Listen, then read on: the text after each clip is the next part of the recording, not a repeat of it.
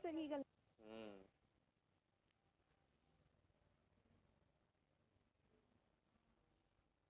अरस्तु की परिभाषा नहीं याद है किसी को? सर, अरस्तु कहता है कि राज्य परिवार तथा ग्रामों का एक ऐसा समुदाय है जिसका उद्देश्य पूर्ण और आत्मनिर्भर जीवन अर्जित करना है।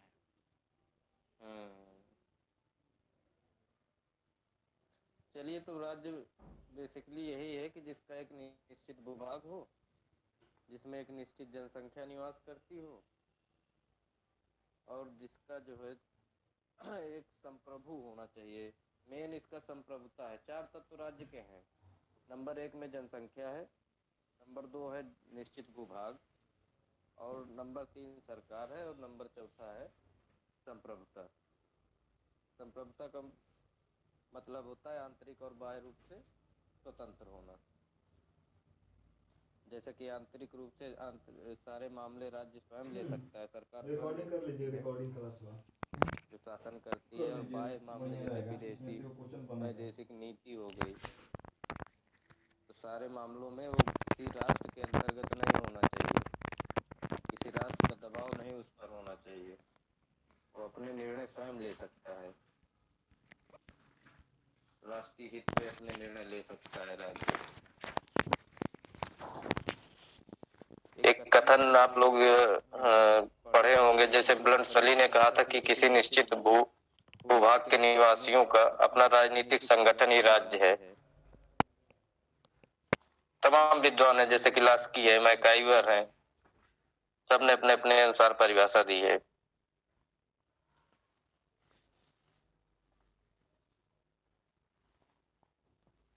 तो राज्य के विकास का एक क्रम है, जैसे कि प्राचीन काल में कबीला राज्य होते थे, छोटे छोटे कबीला होते थे, उन्हीं को राज्य का रूप दिया जाता था, राज्य कहा जाता था। फिर उस विकास हुआ, धीरे धीरे प्राच्य साम्राज्यवाद आया, जैसे नदी घाटियों में विकसित जो सभ्यताएं थी, जैसे सिंधु घाटी सभ्यता के नाम से जाना जाता है, और सुमेरियन सभ्यता थी चीन में, चीनी सभ्यता थी चीन में। फिर इसके बाद आगे अगर आते हैं तो सभ्यताओं के बाद फिर नगर राज्य का उदय होता है, जैसे कि यूनान में छोटे छोटे नगर राज्यों की उत्पत्ति हुई थी, जैसे एथेंस और स्पार्टा थे। फिर आगे विकास होता चला जाता है, तो फिर रोमन साम्राज्य आता है, रोमन के बाद सामंतवाद आता है, सामंतवादी राज्य आते हैं, जो सामंतों द्वारा जो है तो किसानों पर शासन करते थे, जो सामंत, उनके द्वारा स्थापित जो राज्य थे उन्हें सामंतवादी कहते हैं, सामंतवादी शासक। तब फिर आगे विकास होते होते आधुनिक राष्ट्र राज्य की संकल्पना 17वीं या 18वीं शताब्दी में आती है, जब राष्ट्रीयता की भावना का उदय होता है यूरोप में, तब आधुनिक राष्ट्र राज्य की भावना, आधुनिक राष्ट्र राज्य आते हैं। फिर उसमें से आती है कल्याणकारी, लोक कल्याणकारी राज्य की भावना। तो इसी सब की उत्पत्ति को लेकर, राज्य की उत्पत्ति के सिद्धांत कुछ विद्वानों ने अलग अलग मत अपने प्रस्तुत किए हैं, उन्हीं को उत्पत्ति के सिद्धांत के नाम से जाना जाता है कि राज्य, आखिर राज्य, आधुनिक राष्ट्र राज्य आया कैसे। तो इस बारे में बहुत से विद्वानों ने अपने अपने मत व्यक्त किए हैं। क्योंकि अगर देखा जाए तो प्राचीन काल में एक अराजकता का माहौल पैदा था। तब उस समय आया सर्वप्रथम, सबसे अगर प्राचीन सिद्धांत माना जाए तो सबसे प्राचीन सिद्धांत आता है दैवी उत्पत्ति का सिद्धांत। जो दैवी उत्पत्ति का सिद्धांत है वह यह मानता है कि राज्य मानवीय नहीं बल्कि ईश्वर द्वारा स्थापित एक दैवी संस्था है, जिसका निर्माण स्वयं ईश्वर ने किया है। उसमें या तो ईश्वर स्वयं कार्य करता है या अपने प्रतिनिधि के माध्यम से शासन करता है। अर्थात उस दैवी उत्पत्ति के सिद्धांत के अनुसार यह कहा गया कि राजा जो है वो ईश्वर का प्रतिनिधि होता है, ईश्वर के प्रतिनिधि के रूप में वो कार्य करता है। अर्थात राजा की आज्ञाओं का पालन प्रजा का परम धर्म है या परम कर्तव्य है। राजा की आज्ञाओं का उल्लंघन नहीं करना चाहिए, यह सिद्धांत मानता है। तो इस सिद्धांत के जो प्रमुख तत्व हैं, जैसे कि देखें तो नंबर एक, राज्य एक मानवीय कृति नहीं बल्कि ईश्वर द्वारा रचित सृष्टि है। और अगर दूसरा पॉइंट इसमें देखें, इसके तत्वों में, तो राज्य की जो उत्पत्ति हुई है वह ईश्वर द्वारा की गई है। राजा जो अपने अधिकार हैं वो सीधे ईश्वर से प्राप्त करता है, अर्थात यह दैवी गुणों से युक्त होता है। इस सिद्धांत के अनुसार यदि राजा को देखा जाए तो उसे माना जाता है कि यह दैवी गुणों से युक्त होता है, अर्थात ये स्वयं देवता होता है। जैसा कि अगर भारतीय ग्रंथों में देखें तो महाभारत है, मनु स्मृति है, वहां इसका वर्णन आता है, जहां देखते हैं कि राजा का जो निर्माण होता है वो वायु और 3-4 देवता हैं, अग्नि जिसके गुण राजा में पाए जाते हैं, उनके माध्यम से राजा का निर्माण होता है। और इसका पांचवा अगर देखा जाए तो राज्य, शासन और राजा तीनों के एक ही रूपों में माना जाता है। हाँ, सबसे बड़ी विशेषता इसकी दैवी उत्पत्ति के सिद्धांत की है कि जो राजा को वंशानुगत मानते हैं, कि जैसे कि राजा हुआ, राजा के बाद उसका जो पुत्र होगा वह राजा बनेगा, अर्थात राजा राजवंश वंशानुगत होगा और प्रजा इस अधिकार को छीन नहीं सकती है। और सबसे बड़ी विशेषता इसकी यह है कि राजा की आज्ञाओं का पालन करना प्रजा के लिए अनिवार्य है, अर्थात राजा जो कहेगा वह ईश्वर के शब्द हैं और जो प्रजा है उसको उसका पालन करना चाहिए, उसका विरोध नहीं कर सकते। जैसे कि वर्तमान में लोकतंत्र है भारत में, किसान आंदोलन चल रहा है, तो दैवी उत्पत्ति के सिद्धांत के अनुसार देखा जाए तो आप विरोध नहीं कर सकते। यदि राजा दंड भी देता है तो ईश्वर द्वारा ही रचित है, प्रजा के पापों का ही परिणाम है। तो इसकी अगर सबसे पहले देखें कि इसका उल्लेख कहाँ मिलता है, तो यहूदी धर्म ग्रंथ में, यहूदी धर्म ग्रंथ था एक ओल्ड टेस्टामेंट, उसमें सर्वप्रथम इसकी चर्चा मिलती है, राज्य की उत्पत्ति के सिद्धांत की। सर्वप्रथम उसमें दिखाया गया है कि राज्य की उत्पत्ति का सिद्धांत ओल्ड टेस्टामेंट करके एक रचना है, यहूदी धर्म ग्रंथ था। जैसे कि मुस्लिमों का धर्म ग्रंथ है कुरान, इसी तरीके यहूदियों का धर्म ग्रंथ था ओल्ड टेस्टामेंट। और जैसे कि ईसाइयों का धर्म ग्रंथ क्या है, बाइबिल है, बाइबिल में भी इसकी चर्चा मिलती है। और अगर भारत में देखा जाए, हाँ, दैवी सिद्धांत की चर्चा। और यदि भारत में देखा जाए तो महाभारत का जो शांति पर्व था, महाभारत के शांति पर्व में इसकी चर्चा की गई है। तो उसमें मनुस्मृति में जैसा कि कहा गया है कि इस लोक में अराजकता फैल जाने के कारण लोग इधर उधर भाग रहे थे, तब प्रभु ने अर्थात ईश्वर ने राजा का सृजन किया, जिससे कि अराजकता का अंत हो और सभी लोग राजनैतिक रूप से संगठित हों। बाइबिल में भी ईश्वर को समझ शक्तियों का स्रोत माना गया है। तो यदि हम देखें तो सारे धर्म ग्रंथ इसी सिद्धांत पर आधारित हैं कि जो राजा की उत्पत्ति है वह ईश्वर द्वारा, राजा ईश्वर द्वारा निर्मित प्रतिनिधि है और हमें राजा की समस्त आज्ञाओं का पालन करना चाहिए। भारत में जैसे कि राजा को सूर्यपुत्र माना गया है, और नेपाल, हाँ, नेपाल में राजा को विष्णु का अवतार कहा गया है।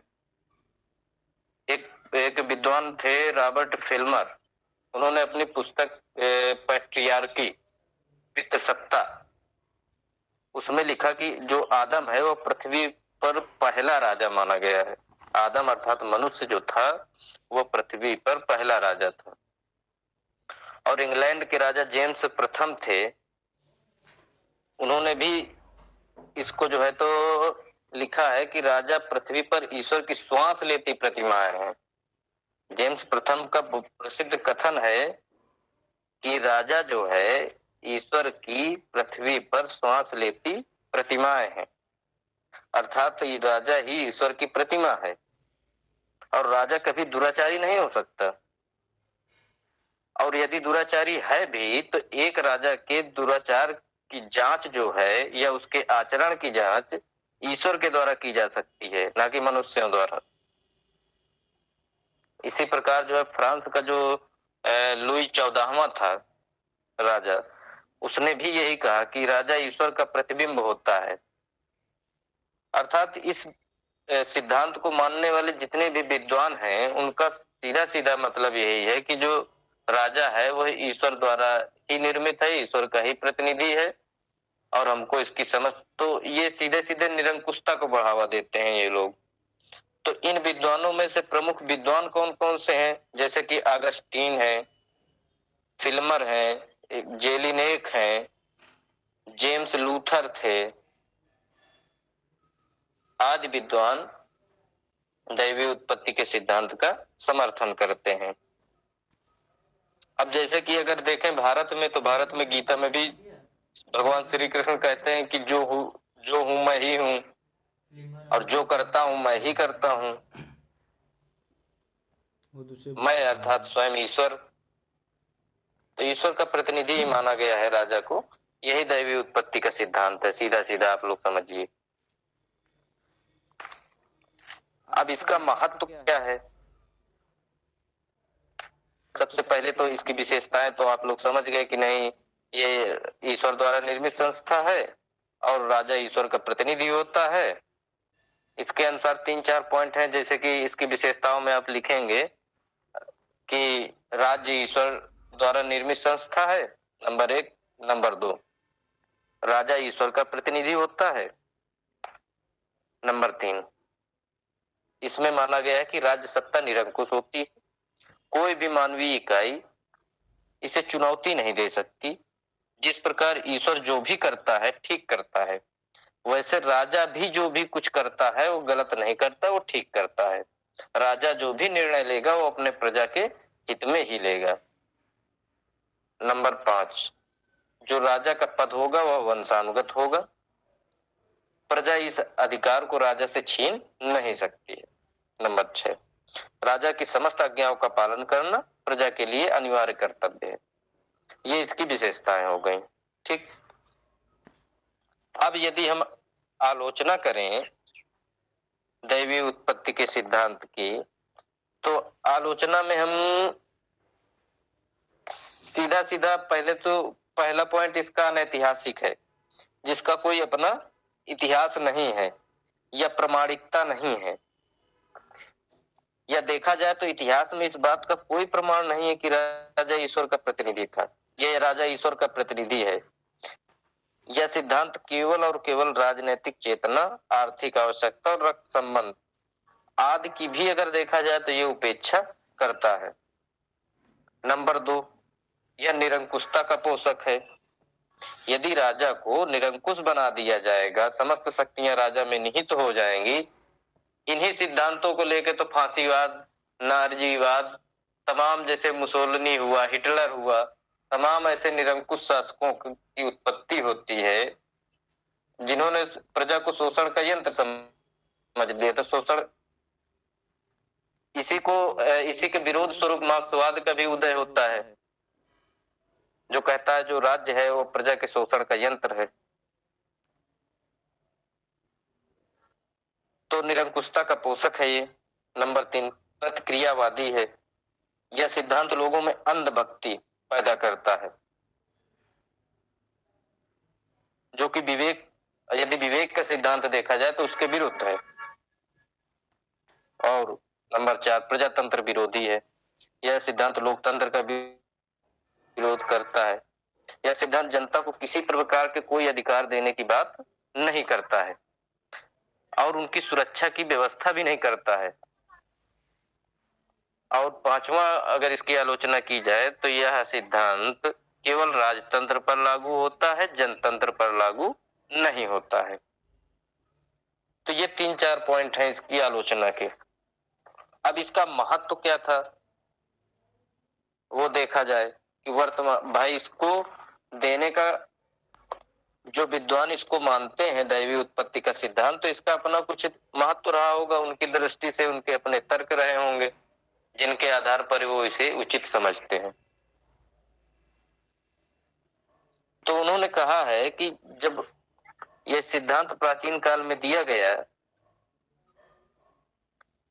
वह सभ्यता का प्रारंभिक काल था, जब राज्य की प्रमुख समस्या थी अराजकता, मतलब सर्वत्र अराजकता व्याप्त थी, किसी पर किसी का कोई नियंत्रण नहीं था।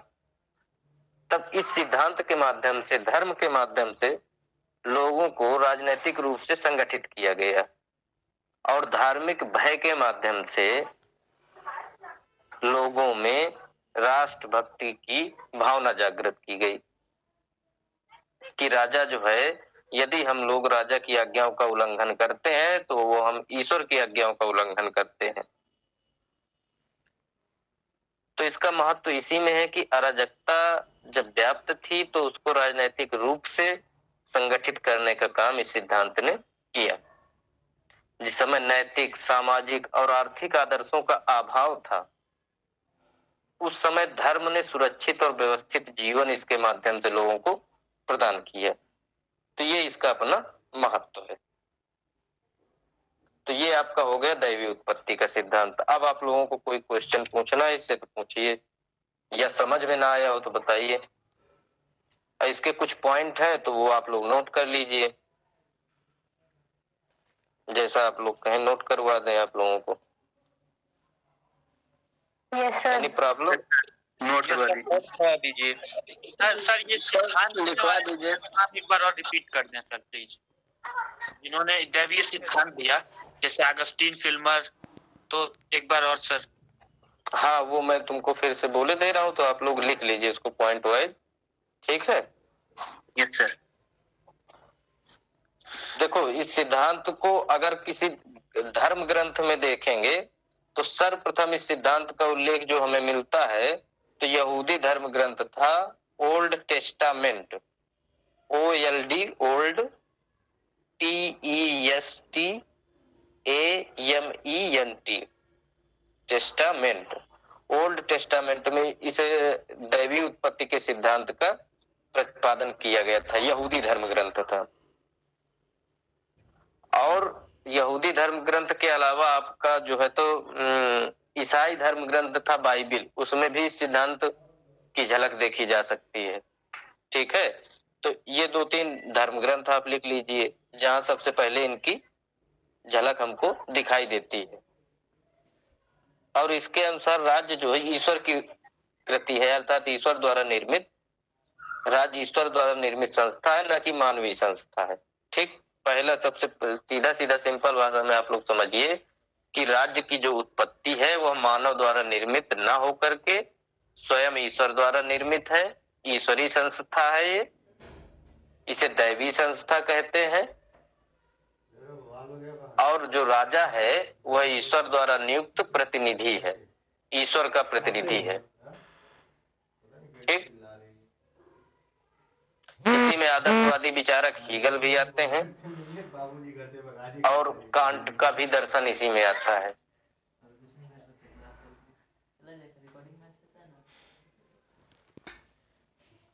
हीगल कहता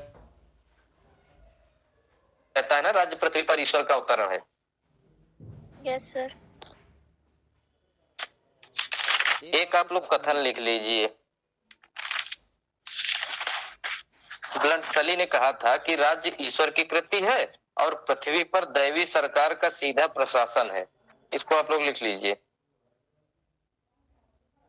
ब्लंट सली के अनुसार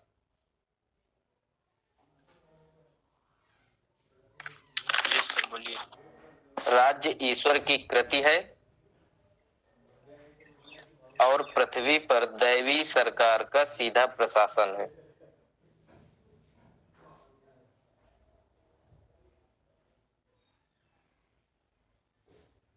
राज्य ईश्वर सर एक बार रिपीट कर दीजिए। अर्थात ईश्वर की रचना। राज्य ईश्वर की कृति है पृथ्वी पर जो दैवी सरकार का प्रशासन है।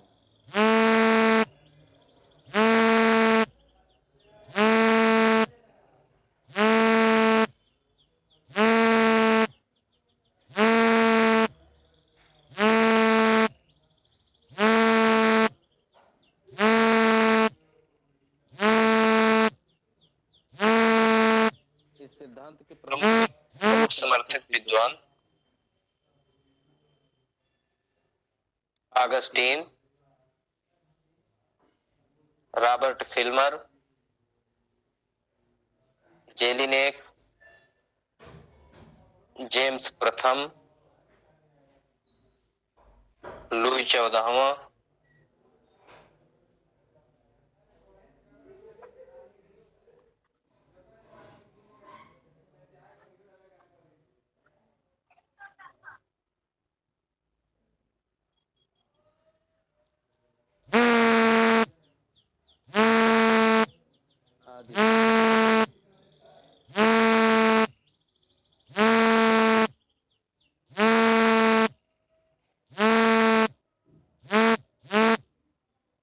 रेटिंग डाली। दैवीय उत्पत्ति की प्रमुख विशेषताएं। दैवीय उत्पत्ति सिद्धांत की प्रमुख विशेषताएं।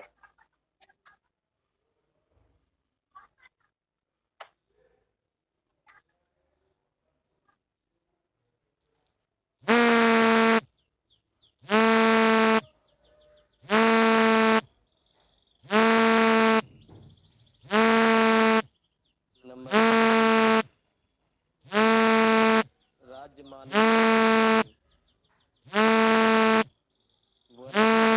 निर्मित राज्य मानवीकृत नहीं वरन ईश्वर द्वारा निर्मित संस्था है।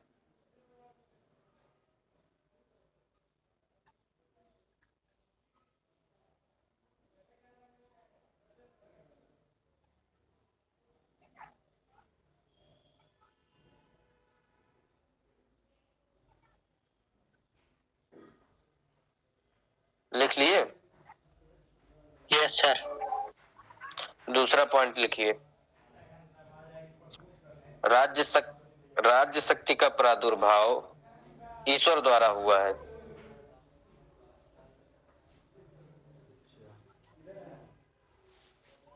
अर्थात राजा ईश्वर का प्रतिनिधि है।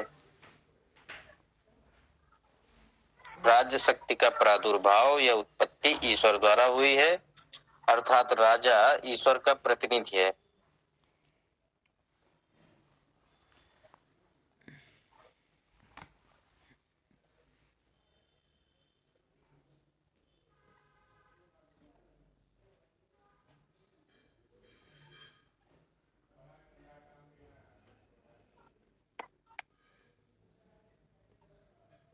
नंबर 3,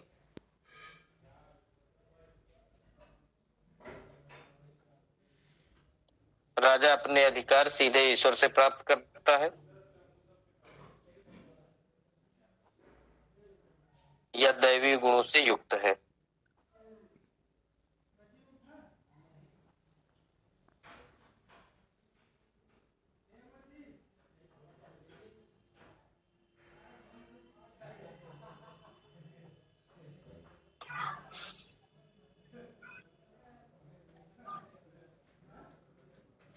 अगला पॉइंट सर ये जिस प्रकार ईश्वर का प्रत्येक कार्य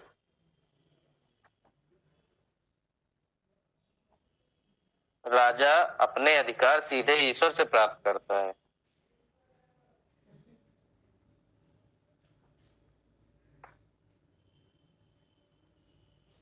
राजा अपने अधिकार सीधे ईश्वर से प्राप्त करता है या दैवीय गुणों से युक्त है। या दैवीय गुणों से युक्त है।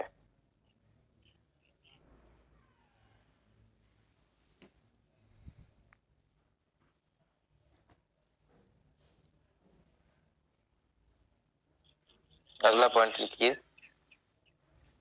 जिस प्रकार ईश्वर का प्रत्येक कार्य अनिवार्य रूप से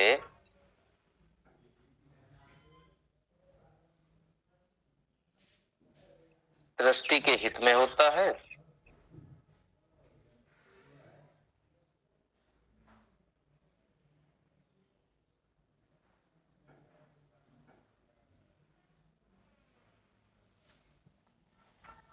उसी प्रकार राजा के प्रत्येक कार्य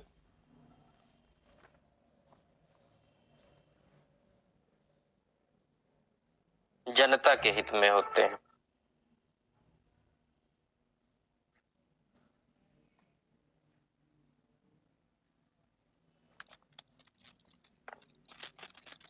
सर एक बार फिर से रिपीट कर दीजिए। जिस प्रकार ईश्वर का प्रत्येक कार्य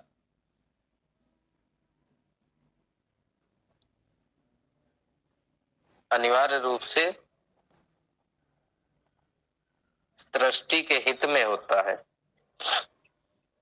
सृष्टि या संसार या जगत के हित में होता है,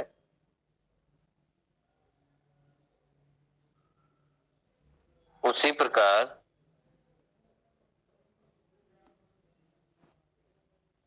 राजा के प्रत्येक कार्य जनता के हित में होते हैं।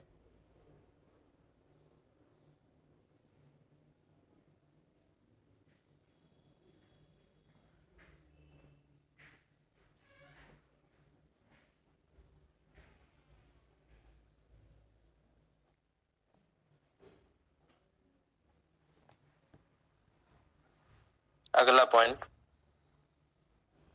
राजपद वंशानुगत होता है। राजपद वंशानुगत होता है या है, राजपद वंशानुगत है, अर्थात पिता के बाद पुत्र सत्ता का अधिकारी होता है।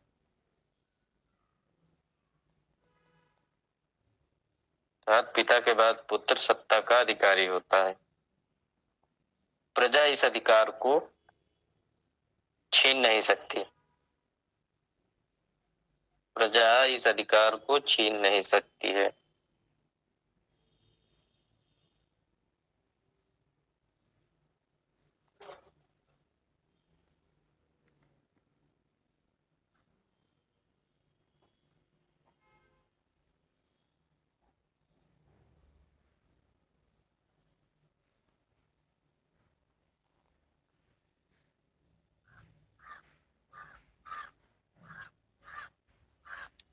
हो गया? Yes sir. Yes sir. और अंतिम पॉइंट लिख लीजिए, राजा की आज्ञाओं का पालन करना प्रजा के लिए अनिवार्य है।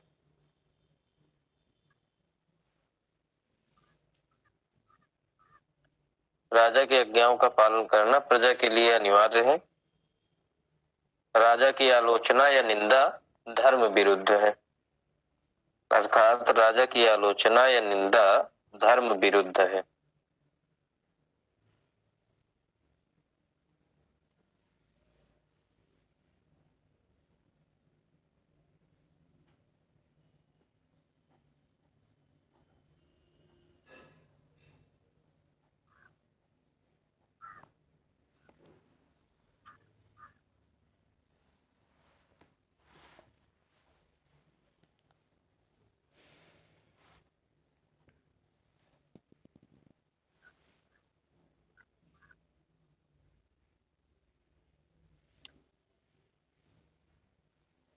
और इस सिद्धांत के जो प्रबल समर्थक थे वो जेम्स प्रथम थे। उनका प्रसिद्ध कथन था कि राजा पृथ्वी पर, जो राजा लोग हैं वो पृथ्वी पर ईश्वर की जीवित प्रतिमाएं हैं।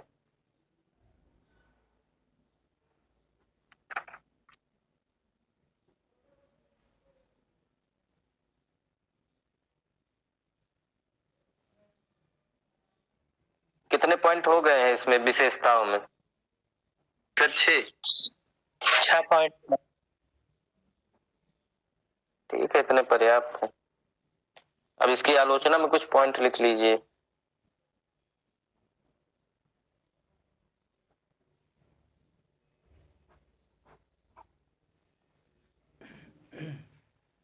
नंबर 1 लिखिए, वैज्ञानिक व अनैतिहासिक।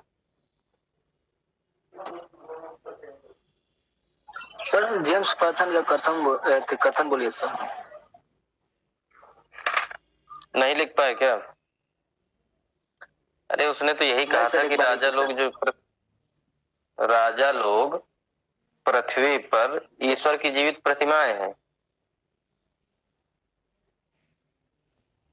राजा लोग पृथ्वी पर ईश्वर की जीवित प्रतिमा है।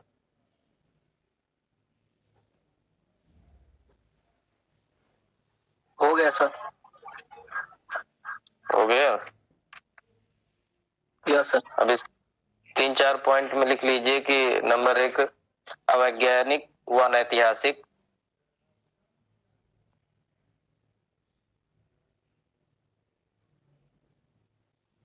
उसमें लिखिए कि ईश्वर इतिहास में इस बात का कोई प्रमाण नहीं है कि राजा ईश्वर का प्रतिनिधि है।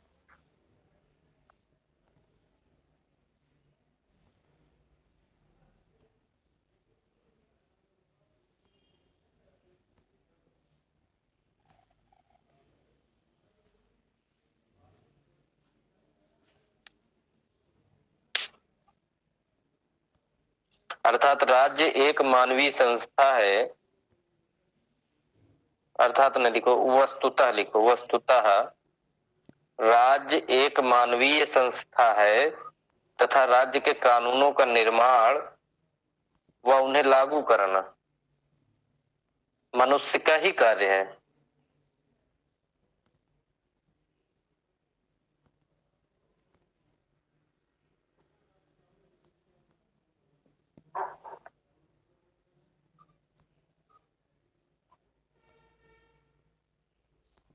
सर वस्तुतः के बाद रिपीट कर दीजिए।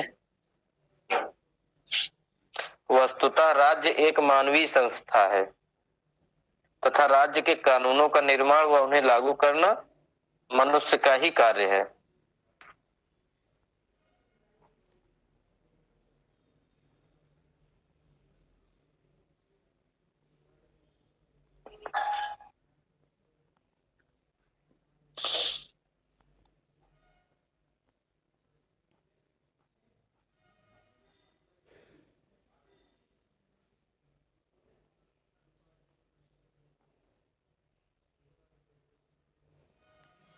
गिलक्राइस्ट के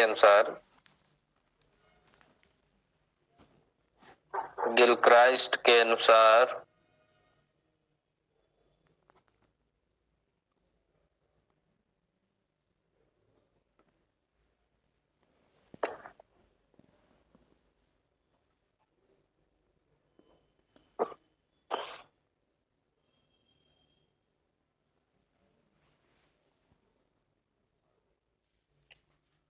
यह धारणा, गिलक्राइस्ट के अनुसार, इन्वर्टेड कॉमा में लिखिए, यह धारणा कि परमात्मा इस या उस मनुष्य को राजा बनाता है, अनुभव एवं साधारण ज्ञान के सर्वथा प्रतिकूल है। गिलक्राइस्ट के अनुसार यह धारणा कि परमात्मा इस या उस मनुष्य को राजा बनाता है, अनुभव एवं साधारण ज्ञान के सर्वथा प्रतिकूल है। अनुभव एवं साधारण ज्ञान के सर्वथा प्रतिकूल है।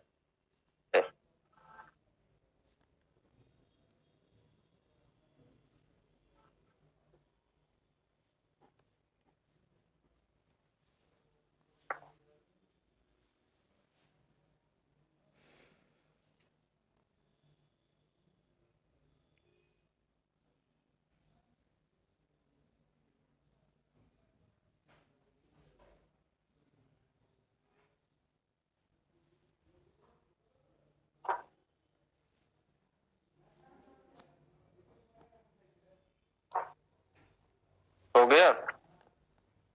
Yes sir. Yes sir. Yes sir. Number 2 point, निरंकुशता का पोषक।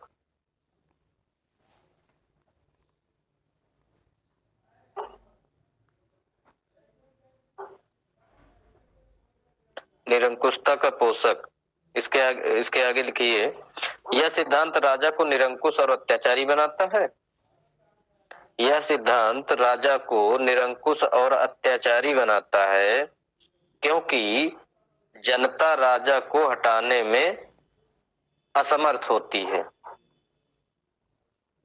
यह सिद्धांत राजा को निरंकुश और अत्याचारी बनाता है क्योंकि जनता राजा को हटाने में असमर्थ होती है।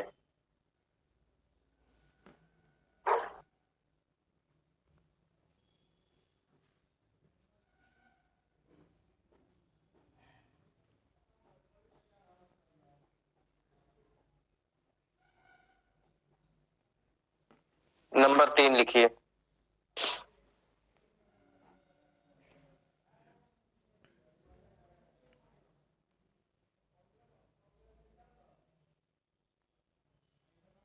प्रजातंत्र विरोधी।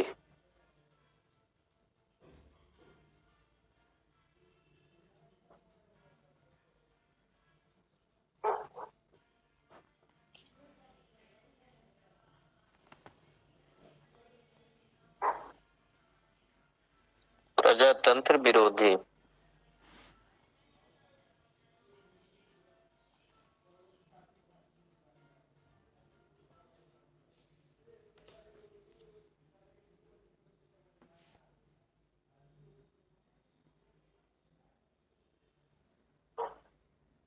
यह सिद्धांत जनता को किसी प्रकार के अधिकार नहीं देता और उनकी सुरक्षा की व्यवस्था नहीं करता।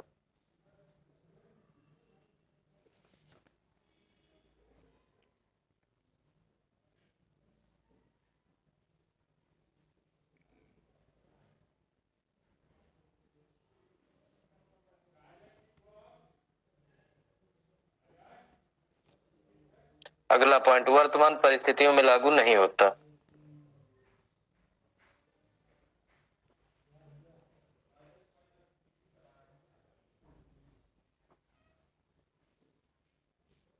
वर्तमान परिस्थितियों में लागू नहीं होता। हो गया? Yes sir.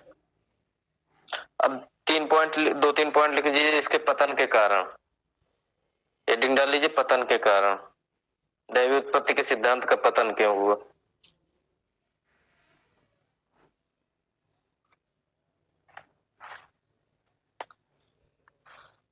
नंबर 1, सामाजिक समझौता सिद्धांत का उदय,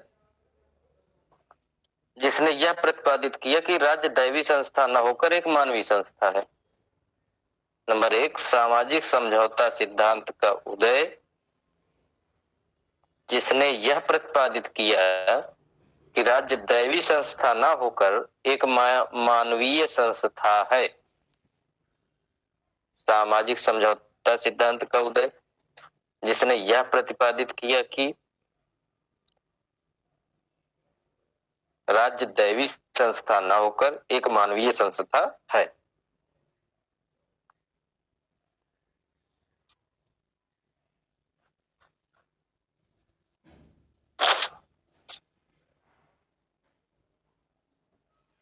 नंबर 2,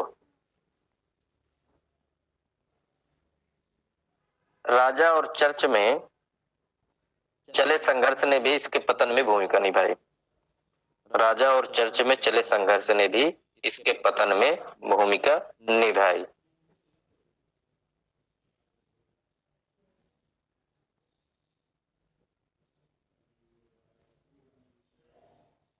सर एक बार और बोल दीजिए।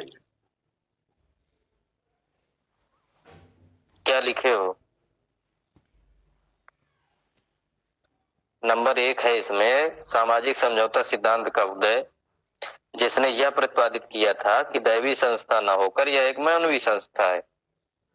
और नंबर 2 में राजा और चर्च में चले संघर्ष ने भी इसके पतन में भूमिका निभाई। राजा और चर्च में चले संघर्ष ने भी इसके पतन में भूमिका निभाई।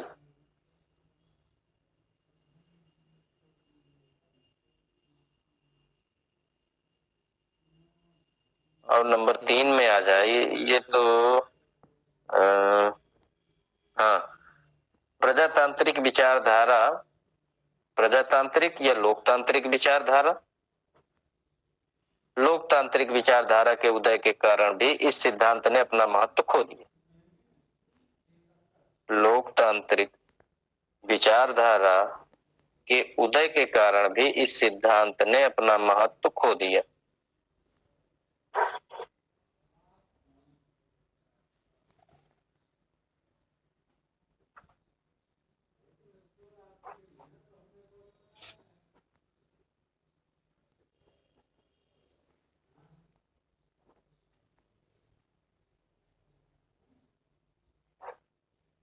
अब महत्व डाल लीजिए हेडिंग जल्दी से, 2-3 लाइन उसमें लिख लीजिए।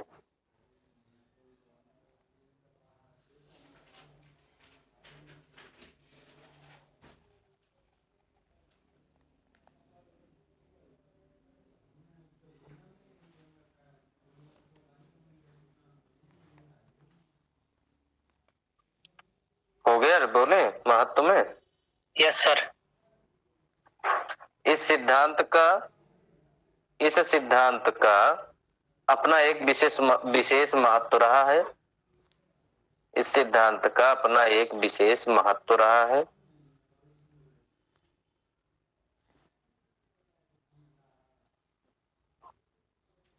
सभ्यता के प्रारंभिक काल में,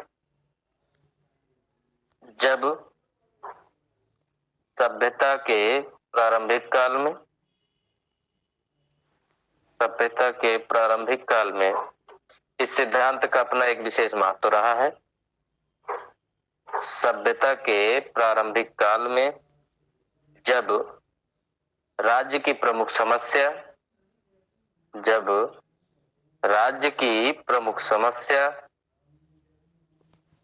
सुरक्षा और व्यवस्था थी। जब राज्य की प्रमुख समस्या सुरक्षा और व्यवस्था थी,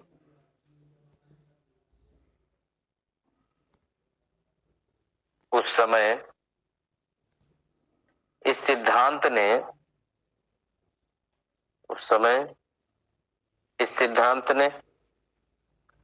समाज को अराजकता से बचाकर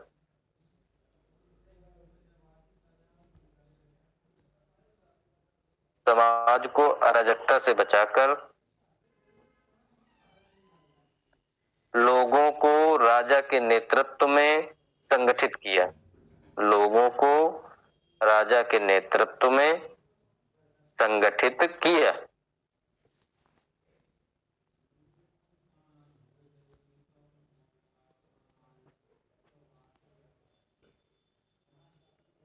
लोगों को राजा के नेतृत्व में संगठित किया।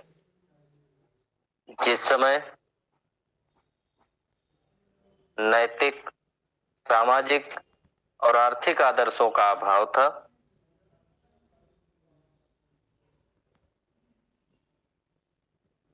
जिस समय नैतिक,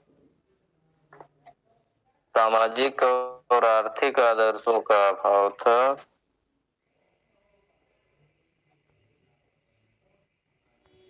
जिस समय नैतिक, सामाजिक और आर्थिक आदर्शों का अभाव था, उस समय धर्म ने सुरक्षित और व्यवस्थित जीवन दिया।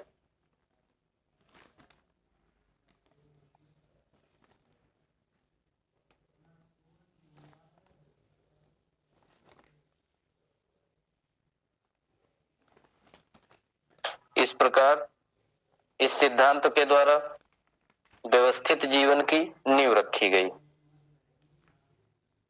इस प्रकार इस सिद्धांत के द्वारा व्यवस्थित जीवन की नींव रखी गई।